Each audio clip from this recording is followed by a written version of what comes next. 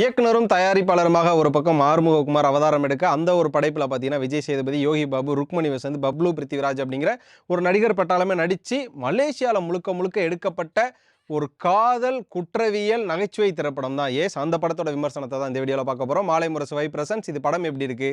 நான் உங்கள் விஜய் டாமினிக். இந்த படத்தோட போஸ்டர் முத ரிலீஸ் ஆகும்போதே பார்த்தீங்கன்னா அந்த சீட்டு கட்டில் இருக்கக்கூடிய ஏஸோட சிம்பிள் தான் இருந்தது. ஆக மொத்தம் பார்த்தீங்கன்னா விஜய் சேதுபதி ஒரு மிகப்பெரிய மாஃபியா கும்பலை சேர்ந்தவர், மிகப்பெரிய ஸ்மக்லிங் கும்பலை சேர்ந்தவர்.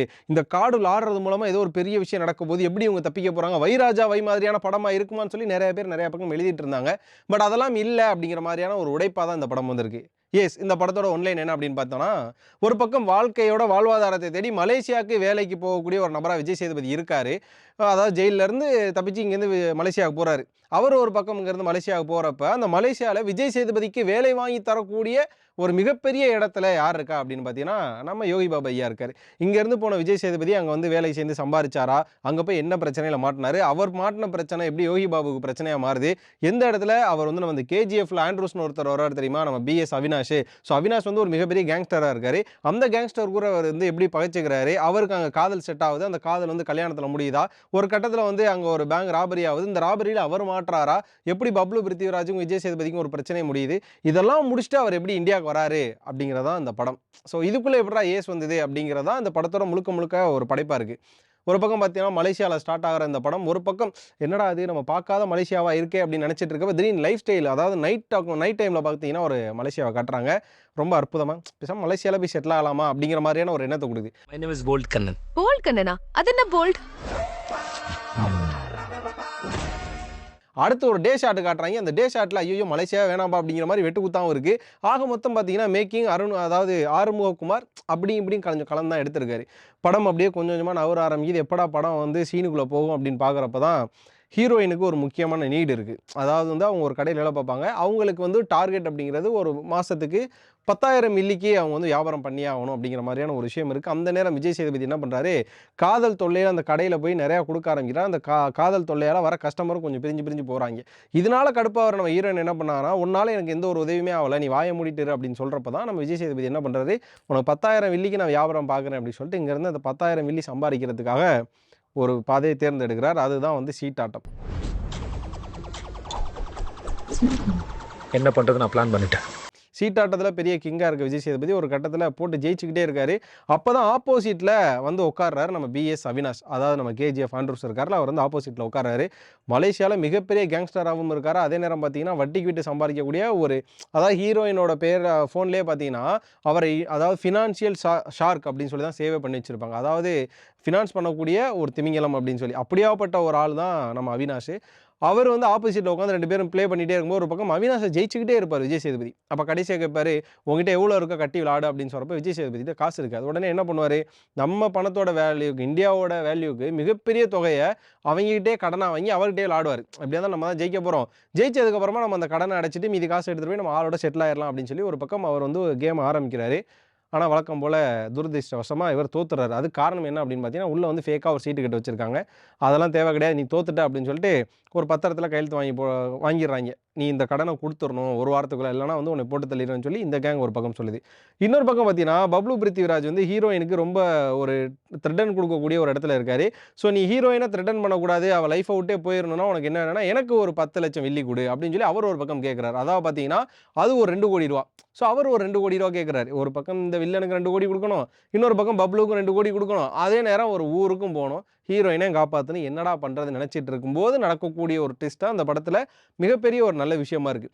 இப்படியா படங்கள் ஒரு பக்கம் நகர்ந்து போயிட்டே இருக்கும்போது பார்த்தீங்கன்னா நடுவில் ஒரு இன்டர்மிஷன் போட்டுறாங்க. அதுக்கப்புறம் பார்த்தீங்கன்னா செகண்ட் ஹாஃப் அப்படியே மூவ் ஆகுது. ஸோ என்னடா ஆக போகுது, ஏதா ஆக போகுதுன்னு சொல்லி மலேசியாவை காட்டுறீங்க. மலேசியானாலே என்ன நமக்கு தெரியும், ஒரு பக்கம் சீனாக்காரங்க, இன்னொரு பக்கம் நம்ம தமிழ்நாடு, இன்னொரு பக்கம் சடையன்னு சொல்லுவாங்க, அதான் மலேசியாக்காரங்க. இவங்க 3 பேருக்குள்ள சண்டை நடக்குதான் ஒரு மலேசியாவோட லைஃப் ஸ்டைல். நம்ம பில்லா படம் பார்த்துருப்போம், அதுக்கப்புறம் கபாலி பார்த்துருப்போம். இப்படியா மலேசியாவை நம்ம ஒரு ஆட்டா பார்த்துட்டே இருப்போம். பட் அப்படியாப்பட்ட ஒரு மலேசியா இங்கே இருக்காது. அப்போ எப்படா வந்து வெட்டு குத்து வரும், வரும், எப்பறம் அந்த கேங்ஸ்டர் இந்த ஃபைட்லாம் வரும் அப்படின்னு பார்த்தா, கடைசி வரைக்கும் அவினாஷ் விசஸ் விஜய் சேதுபதி இது மாதிரியான விஷயங்கள் தான் நடந்துட்டு இருக்கு. இதுக்கு நடுவுலயே பார்த்தீங்கன்னா, ஒரு கட்டத்தில பேங்க் ராபரி அப்படிங்கிற மாதிரியான ஒரு விஷயமும் நடக்குது. அந்த பேங்க் ராபரியில யாருமே எதிர்பார்க்காத விதமா ஒரு ட்விஸ்ட்ட குடுத்து, அங்க அவினாஷ மாட்ட வைக்கிற மாதிரியான ஒரு சீன்லாம் ரொம்ப நல்லாவே இருந்தது. ஆக மொத்தம் பார்த்தீங்கன்னா, படம் தொடக்கத்திலேருந்து எண்டு வரையுமே விறுவிறுப்புகள் அங்கங்க தொய்வுகள் ஏற்பட்டாலும் சரி, அடுத்தடுத்த ஸ்க்ரீன் பிளே நகர விதங்கள் நல்லா இருக்கு. அதுக்கப்புறமா நம்மலாம் நெனைப்போம்ல, இந்த காம்ப்ரமைசிங்கான ஒரு கிளைமாக்ஸ், அதாவது பாசிட்டிவா முடியக்கூடிய ஒரு கிளைமாக்ஸ் தான் அந்த படத்திலயும் இருக்கு. ஏன்னா, எல்லா படத்திலயுமே ஒரு கேங்ஸ்டரோட மோதுனா, நல்ல ரோல் ப்ளே பண்றவன், இல்லன்னா கூட இருக்கிற ஃப்ரெண்டு யாரோ ஒருத்தன போட்டு தள்ளிட்டு, அது மூலமா வந்து ரிவெஞ்ச் எடுக்கிற மாரியான விஷயங்கள்லாம் பார்த்துருப்போம். பட் அது மாரியான விஷயங்கள் எதுவும் இல்லாததுன்றது, படம் பார்த்துட்டு வெளில வரும்போது நல்ல பாசிட்டிவான ஒரு விஷயமா இருக்கு. இதுக்கப்புறம் தான் ஃபுல் பண்ணே. விஜய் சேதுபதி வந்து இந்த படம் ஏன் பண்றீங்க அப்படின்னு ஒரு கேள்வி கேட்டப்ப, டைரக்டர் ஒரு பதில் சொல்லுவாரு. ஒரு நல்ல நாள் பார்த்து சொல்றேன்னு ஒரு படத்த பார்த்தேன். அந்த படம் பார்த்து அதுலேருந்து இன்ஸ்பயர் பண்ணி தான் இந்த படத்த வந்து நான் பண்ண ஆரம்பிச்சேன் அப்படின்னு. கிட்டத்தட்ட ஒரு நல்ல நாள் பார்த்து சொல்றேன் வந்து ஒரு மிகப்பெரிய மாஸ் கமர்ஷியல் என்டர்டெயின்மென்ட் ஃபிலிம் அப்படிலாம் கேட்டீங்கன்னா கிடையாது. நல்ல படம். ஒரு பக்கம் கௌதம் கார்த்தி அந்த படத்த எடுத்துட்டு போயிட்டு இருப்பார். இன்னொரு பக்கம் விஜய் சேதுபதியும் எடுத்துட்டு போயிட்டு இருப்பார். அப்படியாப்பட்ட ஒரு பிளாட்டா தான் அந்த ஒரு படம் இருக்கும். அத ரசிக்கிறதுக்கும் ஒரு தனி ரசிப்புத்தன்மை வேணும்ல. அதாவது ஒரு நல்ல நாள் பார்த்து சொல்றேன், இன்னொரு பக்கம் வந்து காதலும் கடந்து போகும். இது மாதிரியான படங்கள் வரிசையில தான் இந்த படமும் சேரும் அப்படின்ற ஒரு விஷயம் நம்ம எல்லாருக்குமே தெரியும். ஸோ ஒன்ஸ் டைம் கண்டிப்பா வாட்சபிளான ஒரு ஃபிலிம் தான்.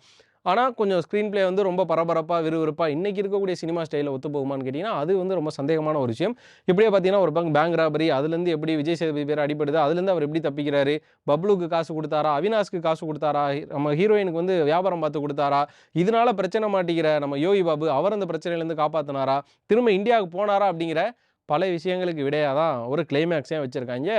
யாருமே எதிர்பார்க்கல. அதாவது படம் ஸ்டார்ட்டிங்லேருந்து எண்டு வரையும் நம்ம ஓகே அப்பனா கிளைமேக்ஸ் இப்படி தான்பா இருக்கும் அப்படின்னு நினைச்சிட்டு இருக்கப்ப, பரவாயில்ல இப்படி ஒரு கிளைமேக்ஸை குடுத்துட்டாங்களேன்ற மாரி நம்ம ஒரு பெட்டர்மென்ட்டான கிளைமேக்ஸா இருக்கு.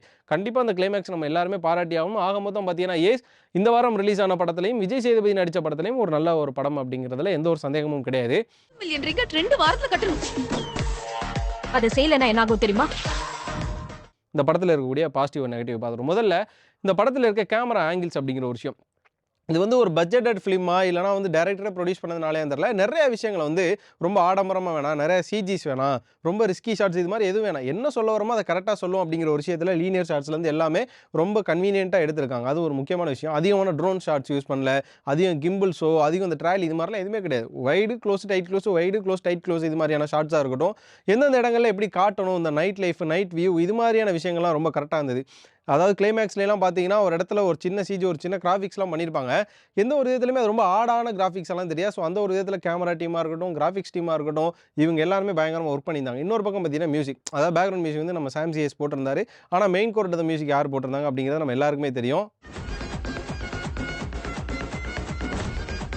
அது நம்ம ஜஸ்டின் பிரபாகரன். ஸோ இப்படியே இவங்களோட மியூசிக் காம்போலையும் இந்த படம் ஒரு நல்ல அவுட்டாக தான் வந்திருக்கு. பாட்டு எந்த இடத்துலையும் நம்ம வந்து ரொம்ப டார்ச்சராகவும் இல்லை, அதே நேரம் ரொம்ப மனப்பாடமாகி நம்ம அந்த ஹம் பண்ணிட்டு இருக்க அளவும் இல்லை. அப்படியே ஃப்ளோவில் அந்த பாட்டு போகிறதும் அப்படிங்கிற மாதிரியான விஷயங்கள் இன்னும் பாசிட்டிவாக இருக்குது.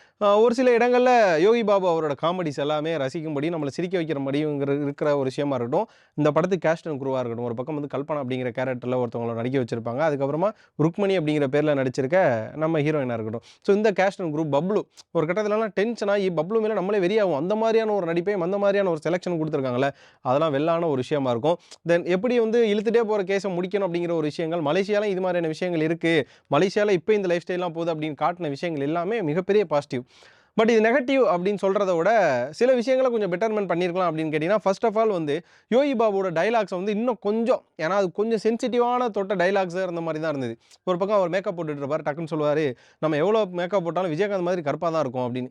ஏன்னா நமக்கே தெரியும் கருப்பு தங்கம் நம்ம யாரை சொல்லுவோம், நம்ம கேப்டன் விஜயகாந்தை சொல்லுவோம். அப்படின்றப்ப நம்ம எவ்வளோ மேக்கப் போட்டாலும் கருப்பில் நம்ம விஜயகாந்த் சார் தான் அப்படிங்கிற மாதிரி சொல்லியிருக்கலாம். இல்லைனா அது என்ன டோனில் சொல்ல வந்து இது என்ன டோனில் கன்வே ஆச்சுன்னு தெரியல. ஆக மொத்தம் அது ஒரு பாயிண்ட்டாக இருக்கட்டும். அதுக்கப்புறம் ஒரு கட்டத்தில் யோகி பாபு ஒருத்தர் அடிக்க வருவார். அப்போ சொல்லுவாங்க, உன்னை பார்க்குறப்ப எவரெஸ்ட்டில் அதாவது மலை மேலே இருக்க ஏசு மாதிரியே இருக்கு அப்படின்னு. ஒருவேளை வந்து அதை நம்ம எல்லாருக்குமே தெரியும், ரொம்ப ஃபேமஸான ஒரு ஸ்டாச்சு ஒன்று இருக்குல்ல. ஸோ அந்த ஏசுவை நினச்சி சொன்னாரா, இல்லை சென்ட் தாமஸ் மவுண்ட்டை நினச்சி சொன்னாரா, என்ன விஷயம் தெரில. ஆக மொத்தம் அவர் சொன்னது, உன்னை பார்த்தா மலைக்கு மேலே இருக்கிற ஏசுநாதர் மாதிரியே இருக்குது அப்படின்னு சொன்னது. பட் அந்த ஒரு ரவுடியோட ஃபேஸை பார்க்குறப்பே அவ்வளோ ரகடாக இருக்குன்றப்போ அதுவும் கொஞ்சம் டீச் பண்ணுற மாதிரியான விஷயங்களாக இருந்தது. உள்ள ஒரு சில விஷயங்கள் வந்து யோகி பாபுவோட காமெடிஸில் கொஞ்சம் சென்சிட்டிவான விஷயங்களை தொட்டிருக்காரு. அது கொஞ்சம் சேஃப் பண்ணியிருக்கலாம். அதுக்கப்புறமா விஜய் சேதுபதி வந்து ஓகே இப்படி ஒரு படம் பண்ணுறீங்க, இப்படி ஒரு கேரக்டர் இருக்குது, இதில் இன்டென்ஸான நடிப்பை கொஞ்சம் போட சொல்லியிருக்கலாம். பட் இது முழுக்க முழுக்க டைரக்டர் தான் அந்த அவுட் வாங்கியிருக்காரு அப்படின்ற பட்சத்தில் பட் இன்னும் கொஞ்சம் ஏன்னா விஜய் சேதுபதி வந்து ஒரு நல்ல நாள் பார்த்து சொல்கிறோம், காதலும் கடந்து போகுன்ற ஸ்டேஜ்லாம் தாண்டி வந்துட்டார். அப்படின்ற பட்சத்தில் அவர்கிட்ட என்ன மாதிரியான ஒரு படத்தை எதிர்பார்க்குறோன்னு இருக்குல்ல, அதை வந்து கொடுத்துருக்கலாமோ அப்படிங்கிற ஒரு விஷயம். அதுக்கப்புறம் பார்த்தீங்கன்னா அந்த காஸ்டியூம்ஸு நம்பவே முடியாத மாதிரி ஒரு சீனில் உங்க திடீர்னு அந்த சீனில் காணாமல் போயிட்டு கிளைமேக்ஸில் வர்றது, இது அப்படியே பாதியிலே விடுற மாதிரியான விஷயங்களை இன்னும் கொஞ்சம் கொஞ்சம் மேம்படுத்தியிருக்கலாம். இதோட மிக முக்கியமான ஒரு விஷயம், நம்ம ராஜஸ்தான்ல, மத்திய பிரதேசத்தில அதாவது போலீஸ் செக்யூரிட்டீஸ் ரொம்ப டைட் இல்லாத ஸ்டேட்ஸ்லயே ஒரு பேங்க்ல ராபரி நடந்தா அது ஈஸியா கண்டுபிடிச்சிடுறாய்ங்க. மலேசியா மாதிரியான ஒரு நாட்ல, பரப்பளவுல ஒரு சின்ன நாட்ல ஒரு பேங்க்ல கொலை நடக்குது அப்படின்ற பட்சத்தில அது எவ்வளோ சீக்கிரம் கண்டுபிடிப்பாங்கன்னு இருக்குல்ல. ஆளானப்பட்ட பில்லா படத்திலேயே அஜித் சார் வந்து ஒரு கட்டத்தில போலீஸ்லேருந்து தப்பிக்க முடியாம போலீஸ்லயே மாட்டிக்க வைப்பல. ஆனா இந்த படத்தில வந்து ஒரு ராபரி நடக்கும். அந்த ராபரியிலேருந்து ஈஸியா தப்பிச்சு போறது, அதாவது ஏடிஎம் கொள்ளையிலேருந்து தப்பிச்சு போறது, போலீஸ்ல கடைசி வரை மாட்டாம இருக்கிற மாரியான சீன்ஸ்லாம் காட்டும்போது கொஞ்சம் ஒருவேளை மலேசியன் போலீஸ் டம்மியா இருக்கணும். அப்படி இல்லன்னா நம்ம ஆளு வந்து அதிபயங்கரமான கிளவரா இருக்கணும். இது இல்லையா, இது ஒரு படம் தான் அப்படிங்கிற மாரி நம்ம கடந்து போணும். இது மாரியான ஒரு விஷயம் தான் இருக்கு. இத மட்டும் மாத்தியிருந்தா இன்னும் கொஞ்சம் படங்கள் ஏன்னா எல்லாருமே சொன்ன ஒரு விஷயம் அந்த பேங்க்ல கொள்ளையடிச்ச ஒரு விஷயம் தான். அது மட்டும் இப்படி இருந்திருக்கலாமே அப்படின்னு சொன்னாங்க. அதர்வைஸ் ஒரு நல்ல என்டர்டெயின்மென்ட்டான ஃபிலிம். நெறைய பேர் வந்து பார்த்து ரசிக்கக்கூடிய ஒரு படம். உள்ள எந்த ஒரு அசிங்கமான வார்த்தைகளோ, அசிங்கமான முகம் சுளிக்கும் விஷயங்களோ, எந்த ஒரு விஷயமே இல்ல. பார்க்கக்கூடிய ஒரு படமா தான் இருக்கு. ஓவராலா படம் பத்தி உங்களோட கருத்து என்ன அப்படிங்கிறத கண்டிப்பா கமெண்ட்ல சொல்லிடுங்க. இந்த வீடியோ பிடிச்சிருந்தா லைக் பண்ணுங்க, ஷேர் பண்ணுங்க. மறக்காம மாலை முரசு வைபை சப்ஸ்கிரைப் பண்ணிட்டு பக்கத்துல இருக்க பெல் ஐகானை கிளிக் பண்ணிக்கோங்க.